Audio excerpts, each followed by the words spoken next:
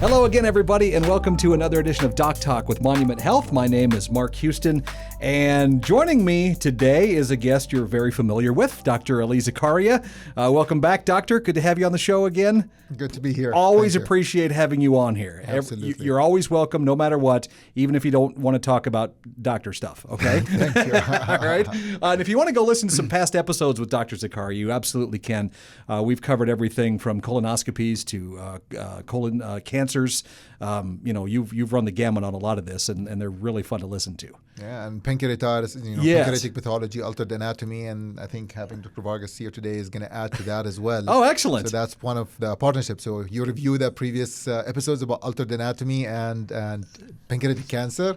So that will make more sense today as well. Oh, it will. That's a good callback. Perfect. Yeah. And of course, joining you is Dr. Luciano Vargas, you're with Nebraska Medicine, correct? Yep, Nebraska Medicine. Great to have you on the show, Doctor. Thanks for having me. Thanks for having me. You bet. Give us a little bit of your background. You're not local. You're not from here. No. You came up from the great state of Texas. Yes. Born and raised in Texas. Okay. Did my undergrad and medical school in Texas. Then I came up here for general surgery training and specialty training. I've been in Nebraska since 2003.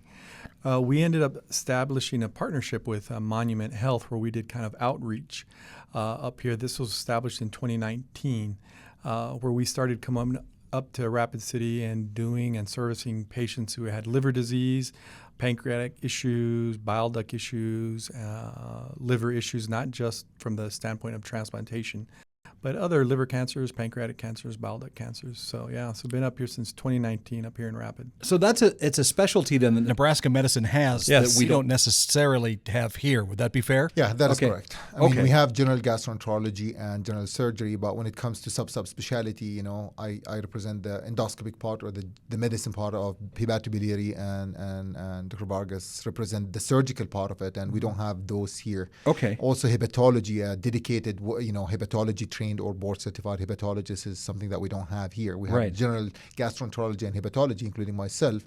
But when you get to a decompensated or very sick liver disease or a transplant requirement, then this is not available at Monument Health at this time. Got it. Now, I should point out for those people that may not know what a hepatologist does, that is specific to the liver, Yes. right? Which is kind of what we'll be talking a little bit about for this podcast. Well, mainly for this podcast.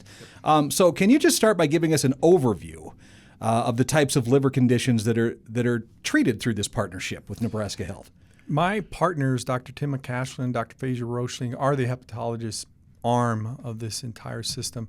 They end up seeing patients who have end-stage liver disease for a multitude of etiologies. Primarily, right now, the most common one is alcoholism related. And another one, we see a lot of patients from hepatocellular carcinoma, hepatitis types of various etiologies, hepatitis C, although it's getting not as common as it was before, secondary to treatment that Dr. Zakaria and the hepatologist can kind of go into great detail about. But then we see other things such as primary sclerosing cholangitis, other types of disorders such as hemochromatosis, things of that sort. So a multitude of causes that lead to end-stage liver disease. That's where they kind of come into our realm. Really quick, what does this is a basic question, what does the liver do in our bodies? It's a good question. It does a lot of things. So sometimes it gets taken for granted for what it does. It primarily processes a lot of metabolites and a lot of toxins. And it also does a lot of synthesizing. It synthesizes clotting factors. It helps you have a kind of a storage place for glucose and glycogen. And it helps kind of control bile production and get rid of excess bile, which is secondary to the breakdown of your red blood cells. So it does a lot of things. I mean, it's an organ that you absolutely have to have. Yes. I mean, it can't be there's some organs we can get away with not having sometimes, but this one is super important for sure. It is, definitely. Okay. Well, how does the referral process work for patients in this area who need this treatment or a transplant? Yeah, so the process starts with a referral from the primary care physicians. That's one route of the referrals where they see a patient, they found that they have elevated liver enzymes or their liver function is not normal. They start the workup. We have actually excellent primary care. I'm really proud of what they do here. They start the process. They do some of the workup. They actually talk to us. So when I came into the city, that's one of the areas, we talked about this multiple times, that Right. one of the deficiencies that we had is, experts in liver disease, or, trying to facilitate that issue. And, having Nebraska medicine coming from 2019 helped, but we needed to kind of polish this and make it as good as and as easy as possible. So their partnership with them, they moved their clinic to Monument Health. They are actually working in our clinic now. So today it's me, him, and the hepatologist. We literally move to each our, offices, and we talk about patients. We make sure that the patient is getting the care organized. They see the same patients in the clinic. But the process starts from either inpatient admission with elevated liver enzymes, or referral from primary care physicians, or actually we're a big capture area. We capture almost 400-mile radius. Patients that comes from reservations, from Wyoming, from Nebraska as well, from Colorado. They come to seek medical attention here because of this. Sometimes some of the liver disease that we see is based on images. The patient get an image for whatever reason, abdominal pain, and that showed incidental finding of a liver lesion or a pancreatic lesion or fatty liver. Or I do an endoscopic ultrasound, and then I see that the liver doesn't look like really well, and then I do certain, process that, or certain images that will tell me that the liver does not look healthy, and that will open that book.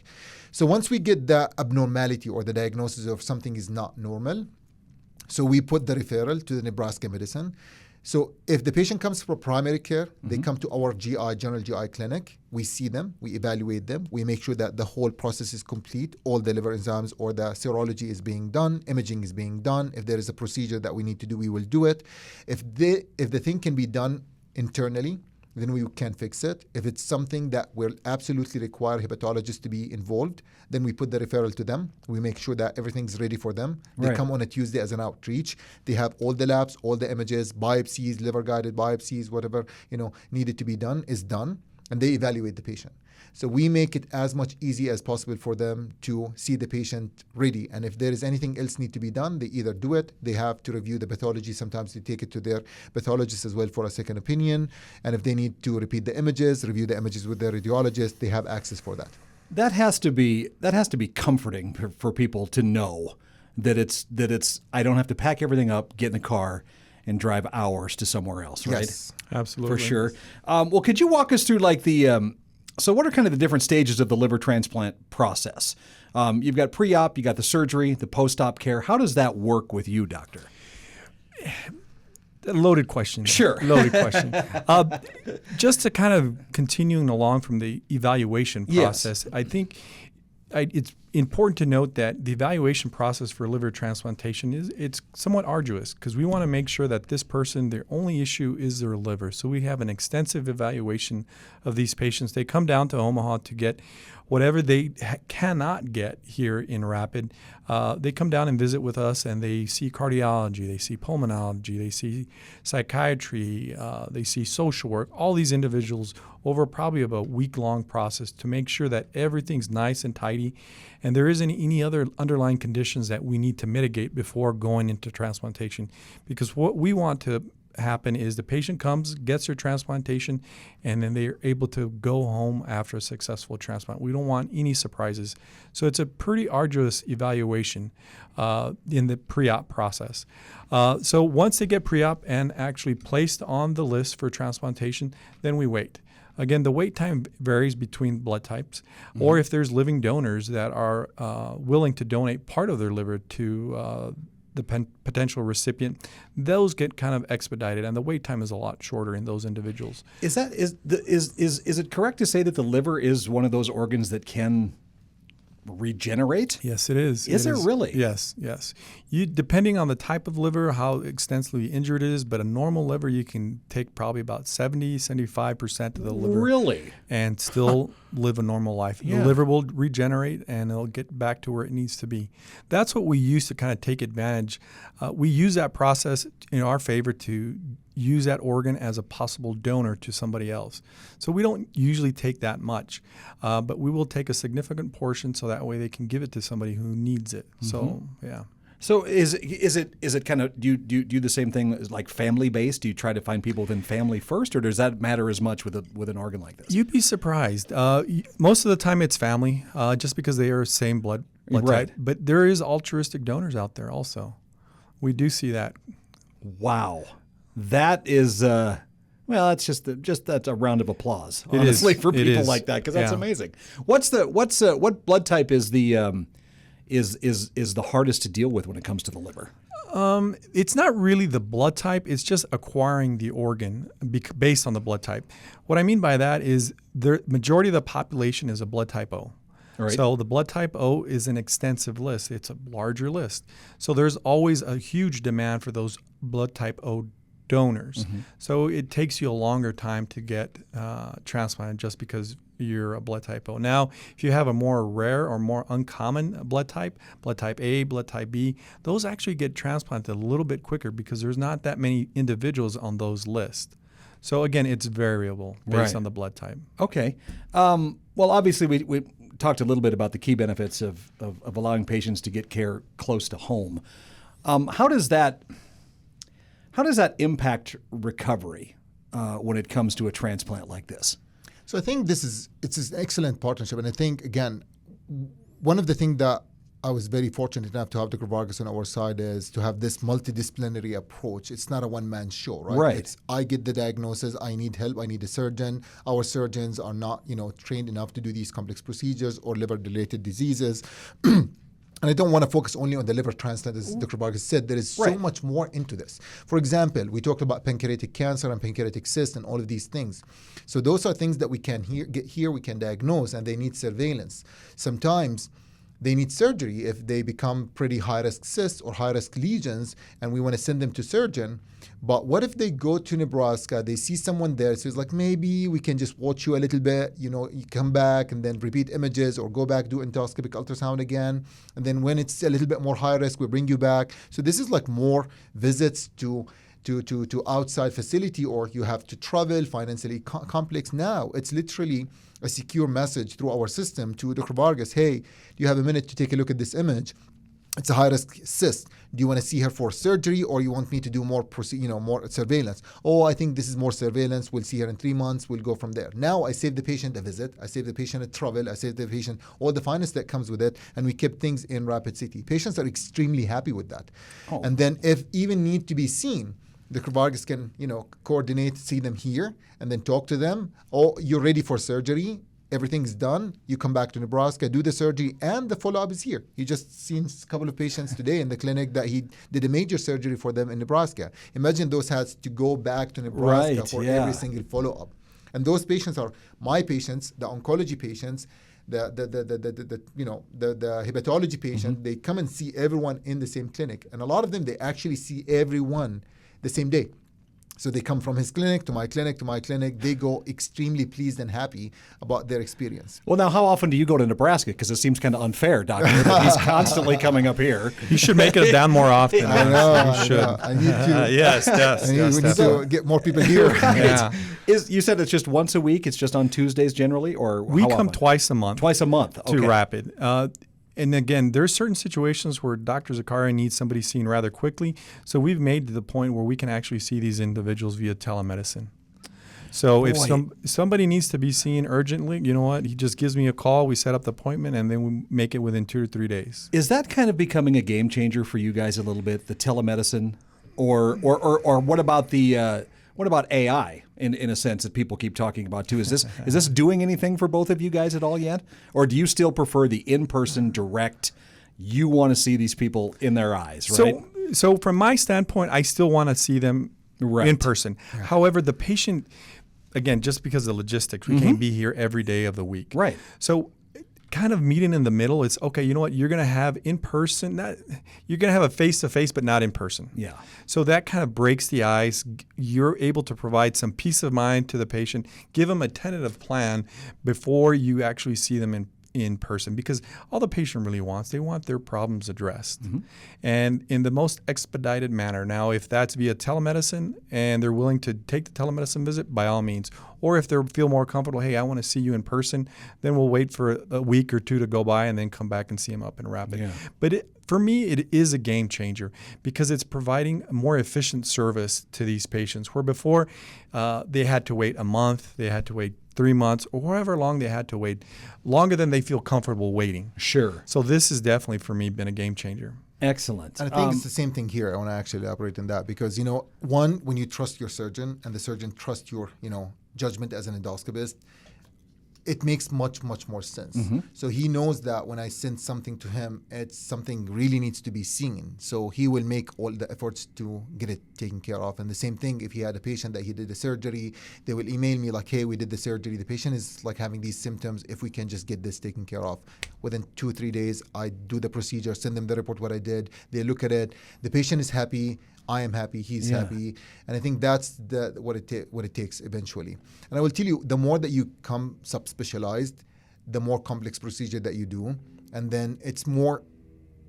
And I think if you ask any interventional gastroenterologist or a surgeon, they really want to see the patient before they do a procedure because you want to build that trust. The patient is coming clueless. He doesn't have any idea what basic medicine is. And now you're describing complex procedure. They haven't even seen your face before. And now you're going to operate on me or do a procedure. So we really like to see the patient. But the problem is that if you want to see him in his office, it's going to take 3 months. You're going to come and see him in my office, it's 2 months. So we start doing this open access for patients that at least seen by one of us, to make sure that we can get the care right away. Well, some patient needs some urgent surgery, and again, we talk about it, we review images, and if we get stuck, we actually transfer patients to Nebraska. And I told him today, he made my day. He did a great procedure for one of the patients that saved her, and that made me very happy because we did everything that we can do here, and we got stuck that surgeons cannot take it to the next level. But I know that I have a backup. Well, you guys have to trust each other. Yeah. I mean, you guys totally have to trust the decisions that you're both making. Yeah. For sure. We've definitely established that trust. And it's a huge benefit for the patient because they get the most optimal care that they can have. That's all anybody can ask for. That's exactly what the patient's asking for. Well, is there anything else that you guys believe is important for just general public to know about, liver disease treatment, transplant services? Is there anything you guys really kind of as a parting thought here want people to know about stuff like this? Particularly within this model that you guys are using. From my standpoint, there's a lot of people when they have liver disease that they automatically think, well, I'm not a candidate, or I'm not worthy, or I've done something bad because I don't deserve to get this gift of life from somebody else. Don't be too hard on yourself. You know what? Reach out and ask for help. You may not get a transplant that day, that week, that month, but we have systems in place to eventually get you to the point where we can get you transplanted. So just because you have these issues, say you're drinking, there's things that we can do to mitigate to help you bridge that gap from the time of alcohol-induced liver disease to transplantation. So don't be worried about that you're going to be judged or deemed unworthy. Please seek the help. That's great advice. Absolutely. And from Monument Health, again, I since I started, I tried as much as I kind of like to make a difference every day and trying to add more to the situation and make sure that it's as good as it can be. So we did our homework. We partnership with Nebraska team. They were kind enough to move their clinic to the Monument Health clinic. So we are in the same clinic on the same day. We actually hired a dedicated APP that is, hepatology, will see only hepatology patients, and she worked with them for years and they really liked her. So I did way and beyond to convince her to join us. And amazing job to recruit her back. Yeah, there was a lot of hurdles, but you did a great job. Her name is Chantel Holz. She's a great APP and she works with them very closely. She's starting next week or so. We're very excited about that. Awesome. We got a new device, the FibroScan at Monument Health. It's a pretty expensive device to look at levels of liver fibrosis. It's in there, and now we start doing these, imaging studies for them. And then I do all of the endohepatology that we talked about before, where it's one stop and shop, do endoscopy, look for varices, look at the liver disease, sample the liver, measure the portal pressure, look at the spleen stiffness, and get them a full comprehensive image and representation. And on top of that, one of the things that I bring at the end of every single topic, it's obesity, if you remember. Yep, of course. Now we used to talk about alcohol and hepatitis C. Now obesity is just on the rise, and it's causing a lot of liver disease. And one of the most common cause of liver cirrhosis that we see is, metabolic associated liver disease. They start even changing the name because it's so common and everyone's paying attention to it. The good news, there is new medication that hopefully is going to help with obesity, with the liver disease, and with the endobariatric. Now we have like full-blown endobariatric or bariatric center of excellence at Monument. Yes. That's going to feed this hepatology service big time, because there is a lot lot of patients, they're actually not candidates for liver transplant because of their weight. So once you manage their weight, optimize their situation, they might become a liver candidate. So adding all of these, pieces together to be, to eventually put a great picture for the community of the Black Hills. I think that's my mission. Well, it's so refreshing to sit here and hear both of you guys talk, and that network that you've created and the model you've created to do this. I mean, it's got to give people it's just peace of mind that so many people, I think, worry about, because we are in an isolated part of the planet, really, and it's hard to go to Denver or Minneapolis or Rochester, so to have something next. It's in Omaha, of course, and then Rapid City. This is great. You guys put a fantastic plan together for this, for sure. So, as always, love talking with you, Dr. Ali Zakaria. Thank you for coming in. Of course, you're welcome anytime. And Dr. Vargas, of course, you are too. Next Thanks time for you're having up, me. let's let's not go have a drink, because we're not going to do that to our livers. In moderation, in moderation. That's all I good. say. That's good to know. Thank you guys both for coming in. I appreciate it. All right. Thank you very much. Thank you.